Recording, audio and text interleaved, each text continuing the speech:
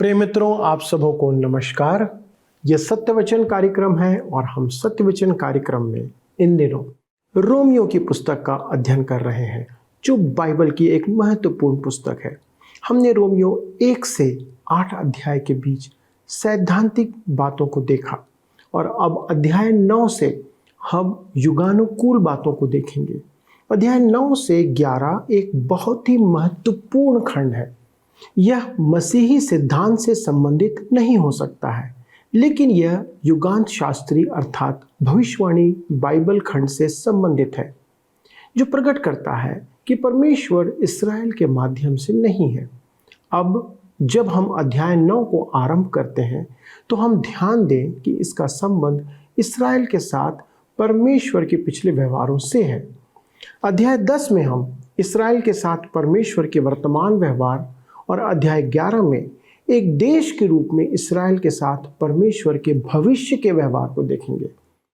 पूर्व में इस्राएल राष्ट्र के साथ व्यवहार करने का परमेश्वर का कारण उनके असाधारण गुणों या श्रेष्ठ प्रयासों से नहीं निकला। इसके विपरीत परमेश्वर के सभी कार्य उसकी अपनी संप्रभुता या उसकी इच्छा या उसकी सर्वोच्च इच्छा से पाई जाता है। वह इस्राएल और अन्य सभी के साथ अपने व्यवहार में दया के द्वारा प्रकट करता है या दया के द्वारा कार्य करता है। आपके और मेरे साथ भी वो ऐसे ही व्यवहार करता है कि वो दया के साथ हमारे साथ कार्य करता है।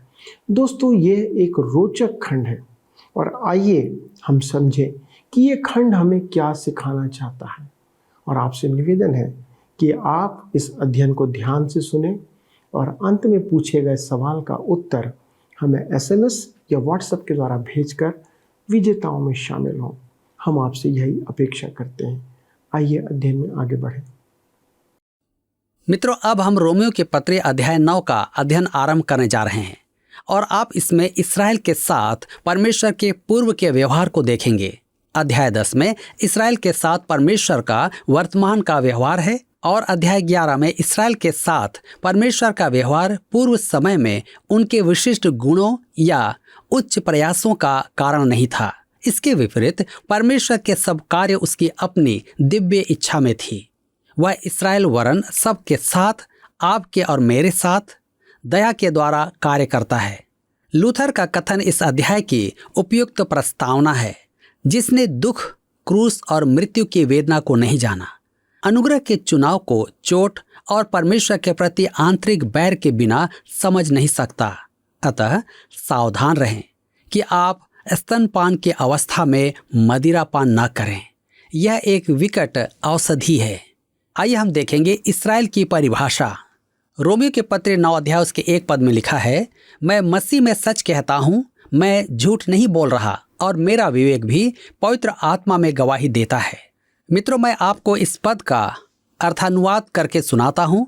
मैं मसीह में सच कहता हूँ, मैं झूठ नहीं कहता, पवित्र आत्मा में मेरा विवेक मेरे साथ गवाही देता है। यह पौलुस की अनौपचारिक प्रस्तावना है। आपको स्मरण रखना है कि जिस समय पौलुस यह लिख रहा था, उस समय उस पर दोष लगाया जा रहा था कि वह अपने ही लोगों का बैरी है। प्रेरितों के काम 23 अध्याय उसके 12 पद में लिखा है, जब दिन हुआ तो यहूदियों ने षड्यंत्र रचा और शपथ खाई कि जब तक हम पौलुस को मार न डालें तब तक खाएं या पिएं तो हम पर धिक्कार। अब पौलुस अपने मनपसंद अभिव्यक्ति काम में लेता है। मैं मसीह में सच कह रहा हूँ, झूठ नहीं बोल रहा। रोमियो के पत्र 9 अध्याय के 2 पद में लिखा है कि मुझे बड़ा शोक है और मेरा मन सदा दुखता रहता है। हमारे लिए इस महान प्रेरित के मन में अपने लोगों के लिए उपस्थित वेदना को पूरी तरह समझना असंभव सा है। उनके लगातार सताव में भी सहनशीलता दिखाना इसका एक चिन्ह है। वह जानता था कि वे मसीह और मसीही विश्वास के प्रति कैसी भावना रखते थे, क्योंकि वह स्वयं भी ऐसा ही था। वह एक फरीसी था, एक अगुआ था और वह चाहता था कि वे भी उसकी नाई मसीह को ग्रहण करें। रोमियो के पत्र 9 अध्याय के 3 पद में लिखा है, क्योंकि मैं यहाँ तक चाहता था कि अपने भाइयों के लिए जो शरीर के भाव से मेरे कुटुंबी हैं, स्वयं ही मसीह से शापित हो जाता। मैं आपके लिए इसका एक और अनुवाद प्रस्तुत करता हूँ, क्योंकि मैं चाहता था परंतु यह संभव नहीं था कि अपने भाइयों के लिए स्वयं मसीह से शापित हो जाता, विनाश को समर्पित होता, शरीर के भाव से मेरे कुटुंबियों के लिए। यह अनुवाद एक समस्या है। यदि आपको मुक्त अनुवाद की आवश्यकता हो तो वह ऐसा होगा, क्योंकि मैं एक समय अपने भाइयों, शरीर के अनुसार अपने कुटुंबियों की नाई मसीह द्वारा शापित था। सच कहूं तो मैं स्वयं पौलुस की इस बात को नहीं समझता हूं। यदि बाइबल का अनुवाद उचित है तो पौलुस ने अध्याय 8 में कहा है कि मसीह यीशु में उपस्थित परमेश्वर के प्रेम से हमें कोई अलग नहीं कर सकता। अब यहाँ पौलुस कहता है, मैं यहाँ तक चाहता था आप ही मसीह से शापित हो जाता। यह निरर्थक इच्छा है। पौलुस, आप शापित नहीं हो सकते। आपने स्वयं अभी हमसे यह कहा है। ऐसा कथन आपके मन की सच्चाई नहीं है। तथापि पौलुस सत्यवादी था। वह अलंकारिक भाव भंगिमा का उपयोग नहीं करता था। अतः मेरे विचार में उसके कहने का अभिप्राय था, एक समय वह भी था जब मैं अपने भाइयों की नाई मसीह द्वारा शापित था। मैं जानता हूं कि मुझ पर शाप नहीं है, अतः मैं चाहता हूं कि वे भी मसीह को ग्रहण करके मेरे तुल्य हो जाएं। J.L. बेनगल ने कहा, मूसा और पौलुस में उपस्थित प्रेम को नापना आसान नहीं है। निर्गमन की पुस्तक 32 अध्याय उसके 31 और 32 पद में मूसा ने ऐसी ही मनोवेदना प्रकट की थी। आइए पढ़ें निर्गमन 32, 31 और 32 पद। तब मूसा यहोवा के पास जाकर कहने लगा, हाय हाय, उन लोगों ने सोने का देवता बनवाकर बड़ा ही पाप किया है। तो भी अब तू उनका पाप क्षमा कर, नहीं तो अपनी लिखी हुई पुस्तक में से मेरे नाम को काट दे। रोमियो की पत्री 9 अध्याय उसके 4 और 5 पद में हम आगे पढ़ते हैं।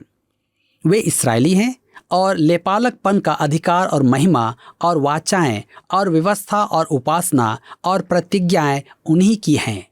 पुरखे भी उन्हीं के हैं और मसीह भी शरीर के भाव से उन्हीं में से हुआ, जो सबके ऊपर परम परमेश्वर युगानुयुग धन्य है। आमीन। पौलुस पूछता है, क्या वे इस्राएली हैं? इस्राएलियों की पहचान के 8 लक्षण थे। चुनाव। उनका चुनाव राष्ट्रीय था और राष्ट्रीय एकता का था, व्यक्तिगत नहीं था। एकमात्र राष्ट्र जिसे परमेश्वर ने अपना पुत्र कहा था वह इस्राएल राष्ट्र था। निर्गमन की पुस्तक 4 अध्याय उसके 22 और 23 पद में लिखा है, और तो फिरौन से कहना, यहोवा यूं कहता है कि इस्राएल मेरा पुत्र वरन मेरा जेठा है, और मैं जो तुझसे कह चुका हूं कि मेरे पुत्र को जाने दे कि वह मेरी सेवा करे, और तूने अब तक उसे जाने नहीं दिया। इस कारण मैं अब तेरे पुत्र वरन तेरे जेठे को घात करूंगा। व्यवस्था विवरण की पुस्तक 7 अध्याय के 6 पद में लिखा है, क्योंकि तू अपने परमेश्वर यहोवा की पवित्र प्रजा है। यहोवा ने पृथ्वी भर के सब देशों के लोगों में से तुझको चुन लिया है कि तू उसकी प्रजा और निज धन ठहरे। यहाँ या तो परमेश्वर सच कह रहा था या नहीं कह रहा था। यदि आप इसे सच नहीं मानते तो मैं नहीं समझ पाता कि आप यूहन्ना रचित सुसमाचार 3 अध्याय के 16 पद में क्यों विश्वास करते हैं। दोनों प्रतिज्ञाएं एक ही पुस्तक में हैं। मैं यूहन्ना रचित सुसमाचार 3 अध्याय के 16 पद में विश्वास करता हूं और व्यवस्था विवरण 7 उसके 6 में भी विश्वास करता हूं।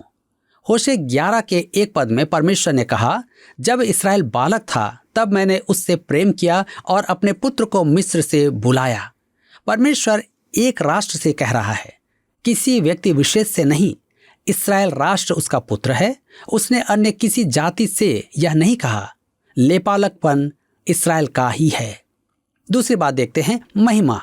उनके मध्य मिलाप वाले तंबू में और उत्तर काल में मंदिर में परमेश्वर की उपस्थिति।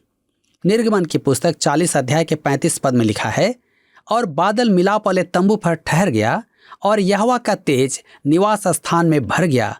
इस कारण मूसा उसमें प्रवेश न कर सका। इस्राएल के वंशज ही एकमात्र मनुष्य थे जिन्होंने परमेश्वर की प्रकट उपस्थिति देखी थी। आज परमेश्वर की उपस्थिति प्रकट नहीं होती है। हमें इस तथ्य को स्मरण रखना है।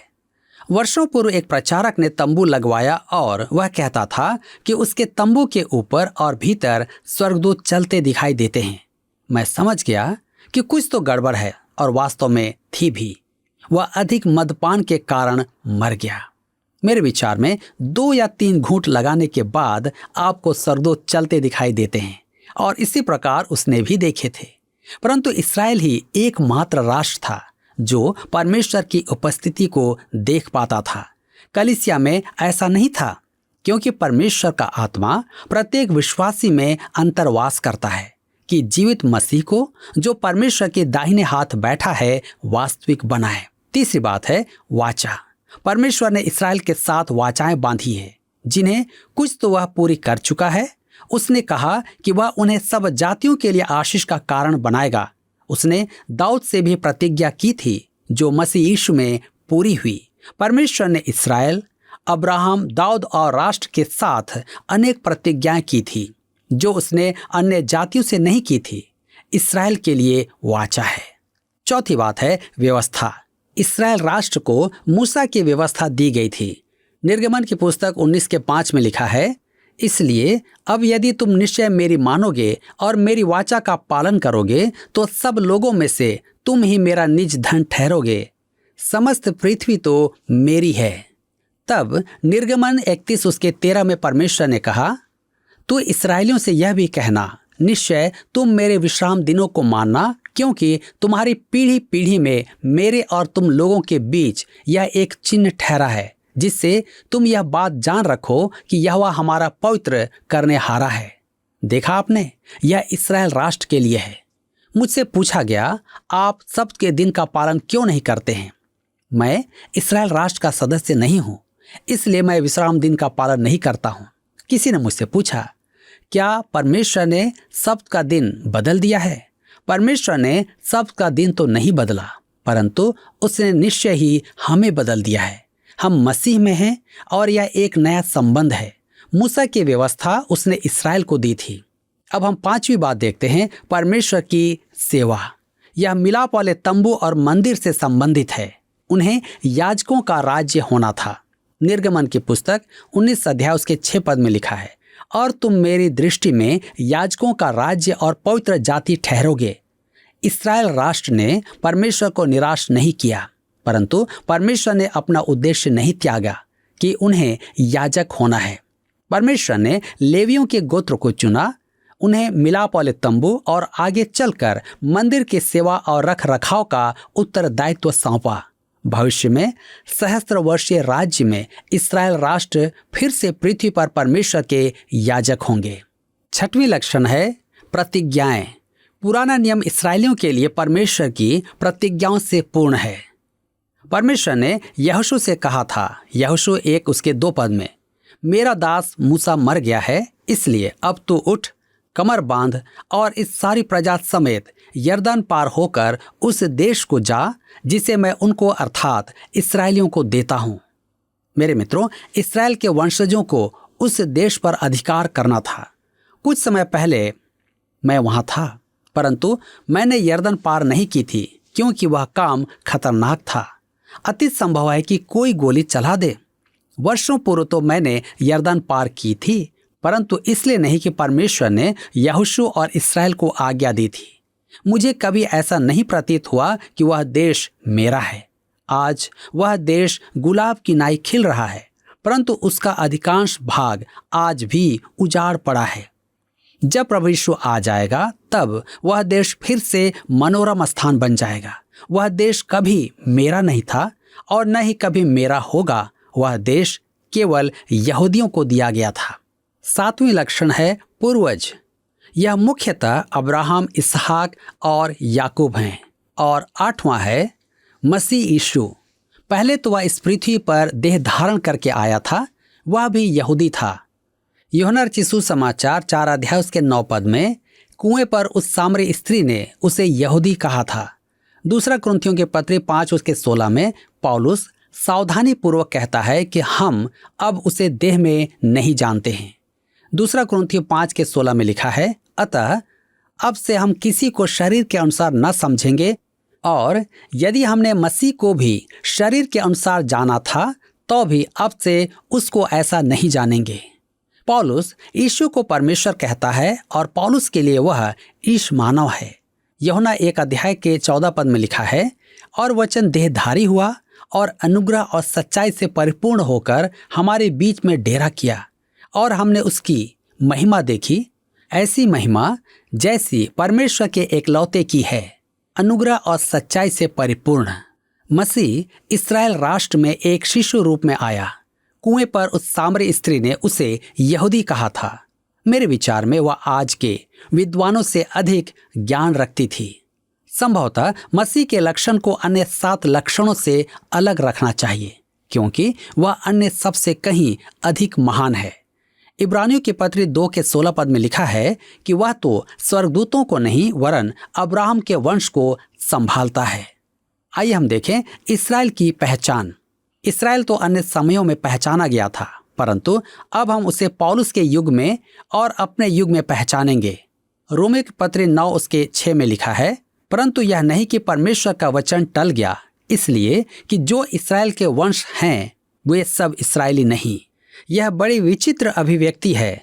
दूसरे शब्दों में, संपूर्ण संतान इस्राएल की प्राकृतिक संतान ही वास्तविक इस्राएल नहीं है। पौलुस के युग में यहूदियों ने एक प्रश्न पूछा कि यहूदियों ने पूरे मन से मसीह को स्वीकार नहीं किया, क्योंकि उनका राष्ट्र तो चुना हुआ था। क्या यह परमेश्वर की चूक नहीं थी? अध्याय 3 के आरंभ में पौलुस ने इस समस्या का समाधान करने का प्रयास किया था। अब पौलुस याकूब की प्राकृतिक संतान और आत्मिक संतान में अंतर दिखाएगा। बचे हुए लोग हमेशा ही रहे हैं और वे बचे हुए लोग चाहे प्राकृतिक और अप्राकृतिक आत्मिक संतान हैं। इस्राएल राष्ट्र में यह अंतर है, जिनमें वह अन्य जातियों को नहीं गिन रहा है। यहाँ परमेश्वर से नहीं, मनुष्यों से चूक हुई है। परमेश्वर की प्रतिज्ञाएं शर्त रहित थी। रोमियो 9 के 7 में लिखा है, और न अब्राहम के वंश होने के कारण सब उसकी संतान ठहरे, परंतु लिखा है इसहाक ही से तेरा वंश कहलाएगा। मित्रों, यह पद पौलुस के विरोधियों के विवाद के लिए एक विनाशक प्रहार था। यदि वंश केवल प्राकृतिक जन्म पर निर्भर था, तब इश्माएली वंशी, मिद्यानी, एदोम वंशी भी वंश में गिने जाएंगे। अनेक वर्ष पूर्व यरीहो में एक अरबी ने मुझसे कहा, मैं चाहता हूं कि आप जान लें कि मैं अब्राहम का वंशज हूं। मैं उसकी बात काट नहीं पाया। वह अब्राहम का वंशज था। ये सब अब्राहम की संतान थे। अब्राहम के प्राकृतिक वंशज होना इस बात का प्रमाण नहीं था कि कोई व्यक्ति प्रतिज्ञा की संतान हो। आपको स्मरण होगा कि यहूदियों ने एक बार प्रभु यीशु से कहा था कि वे अब्राहम की संतान हैं। तो यीशु ने उनसे कहा था कि यदि वे अब्राहम की संतान हैं तो वे अब्राहम के से काम करेंगे। तब यीशु ने यूहन्ना 8 उसके 44 पद में आगे कहा, तुम अपने पिता शैतान से हो और अपने पिता की लालसाओं को पूरा करना चाहते हो। वह तो आरंभ से हत्यारा है और सत्य पर स्थिर न रहा, क्योंकि सत्य उसमें है ही नहीं। जब वह झूठ बोलता तो अपने स्वभाव ही से बोलता है, क्योंकि वह झूठा है वरन झूठ का पिता है। रोमियो 9 उसके 8 पद में हम आगे पढ़ते हैं, अर्थात शरीर की संतान परमेश्वर की संतान नहीं, परंतु प्रतिज्ञा की संतान वंश गिने जाते हैं। प्रेरित पौलुस इस्राएल राष्ट्र में चुने हुए और न चुने हुओं में अंतर स्पष्ट करता है। शरीर की संतान परमेश्वर की संतान नहीं है, प्रतिज्ञा की संतान वंश में गिनी जाती है। प्रेरितों के काम 21 अध्याय उसके 20 में डॉक्टर लूका कहते हैं, उन्होंने यह सुनकर परमेश्वर की महिमा की, फिर उससे कहा, हे भाई, तू देखता है कि यहूदियों में से कई हजार ने विश्वास किया है और सब व्यवस्था के लिए धुन लगाए हैं। इस्राएल में हजारों यहूदियों ने मसीह की मृत्यु और पुनरुत्थान के बाद उस पर विश्वास किया था। वे चुने हुए थे और पौलुस ने उन्हें सदैव इस्राएल कहा था। प्रकाशित वाक्य की पुस्तक में जब प्रभु कलीसियाओं से बात करता है तो वह उनसे कहता है, प्रकाशित वाक्य 2 उसके 9, 3 अध्याय उसके 9, मैं तेरे क्लेश और दरिद्रता को जानता हूँ, परंतु तू धनी है, और जो लोग अपने आप को यहूदी कहते हैं और हैं नहीं, पर शैतान की सभा हैं। 9 पद में, देख, मैं शैतान के उन सभा वालों को तेरे वश में कर दूंगा जो यहूदी बन बैठे हैं पर हैं नहीं, वरन झूठ बोलते हैं। रोमियो 9 के 9 में लिखा है, क्योंकि प्रतिज्ञा का वचन यह है, मैं इस समय के अनुसार आऊंगा और सारा के पुत्र होगा। प्रतिज्ञा की संतान वे नहीं जिन्होंने किसी बात पर विश्वास किया, इसहाक प्रतिज्ञा के संतान था। परमेश्वर ने प्रतिज्ञा की और पूरी भी की। अब हम कुछ गंभीर बातों को देखेंगे। आइए रोमियो 9 अध्याय उसके 10 पद को पढ़ें। लिखा है, और केवल यही नहीं परंतु जब रिबका भी एक से अर्थात हमारे पिता इसहाक से गर्भवती थी। ईश्वरीय चुनाव के सिद्धांत के लिए इसहाक और रिबका उदाहरण के लिए संदर्भित किए गए हैं। रोमियो 9 के 11 में लिखा है, और अभी तक न तो बालक जन्मे थे और न उन्होंने कुछ भला या बुरा किया था, इसलिए कि परमेश्वर की मनसा जो उसके चुन लेने के अनुसार है, कर्मों के कारण नहीं परंतु बुलाने वाले के कारण है, बनी रहे। मेरे मित्रों, यह पद सर्वोच्च महत्व का है। परमेश्वर द्वारा इश्माएल को स्वीकार न करने के कारण दिए जा सकते हैं, परंतु इसहाक और रिबका के संतान के संबंध में यह संभव नहीं है। ये दोनों लड़के जुड़वा बच्चे थे। परमेश्वर ने पहले तो अस्वीकार करके दूसरे को स्वीकार किया। परमेश्वर ने जब याकूब का चुनाव किया था तब न तो याकूब ने कुछ अच्छा किया था और न एसाव ने कोई बुरा किया था। अतः चुनाव तो जन्म पर आधारित था, क्योंकि वे जुड़वा थे, और न ही उनके गुणों पर और न ही उनके कर्मों पर। पौलुस परमेश्वर के चुनाव को पूर्ण रूप से परमेश्वर के उद्देश्य पर आधारित करता है।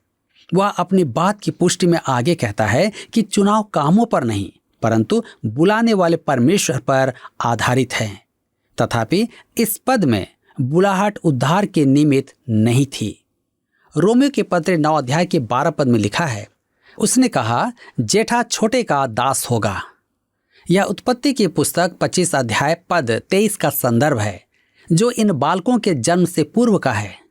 लिखा है, तब यहोवा ने उससे कहा, तेरे गर्भ में 2 जातियां हैं और तेरी कोख से निकलते ही 2 राज्य के लोग अलग अलग होंगे और एक राज्य के लोग दूसरे से अधिक सामर्थी होंगे और बड़ा बेटा छोटे के अधीन होगा।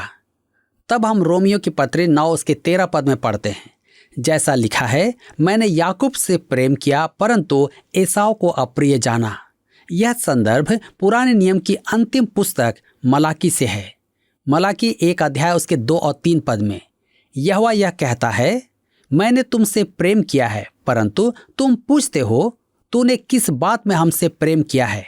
यहोवा की यह वाणी है, क्या एसाव याकूब का भाई न था?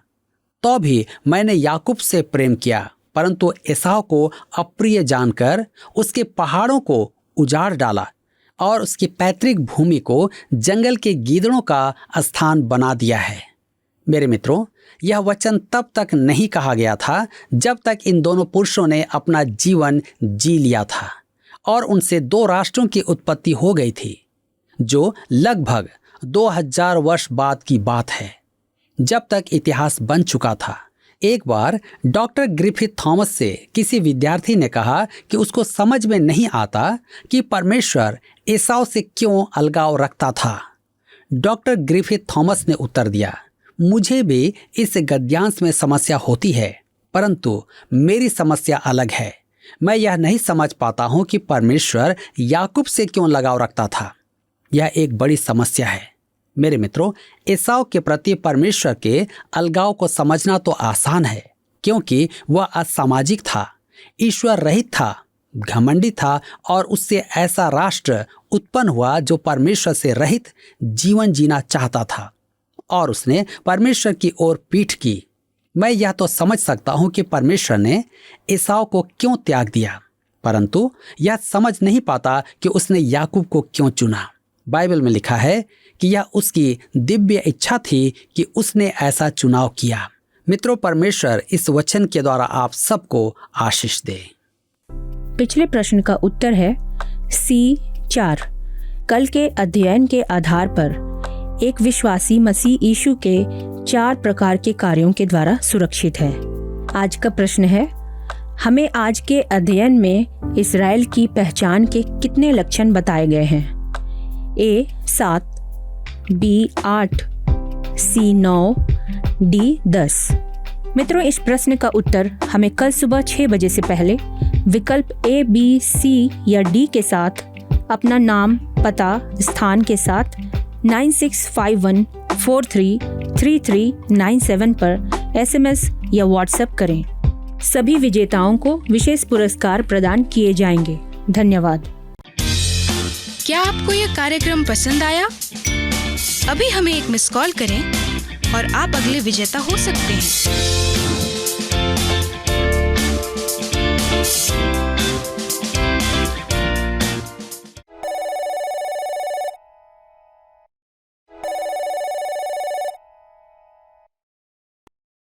जी हाँ मित्रों, बाइबल हमें बताती है कि उसने अपनी सर्वोच्च इच्छा के अनुसार हमारा चुनाव किया है, अर्थात परमेश्वर ने। जब उसने इस्राएल को अपनी निज प्रजा के रूप में चुना तो वह अपनी इच्छा के अनुसार उसे चुनता है। अपनी संप्रभु इच्छा से उसने चुनाव किया। आज भी इस्राएल देश अन्य सभी देशों से विशेष चुनी हुई प्रजा के रूप में दिखाई देती है, लेकिन परमेश्वर ने उन्हें उनके गुणों के आधार पर नहीं चुना। मित्रों, परमेश्वर ने हमें भी हमारे गुणों के आधार पर नहीं चुना है।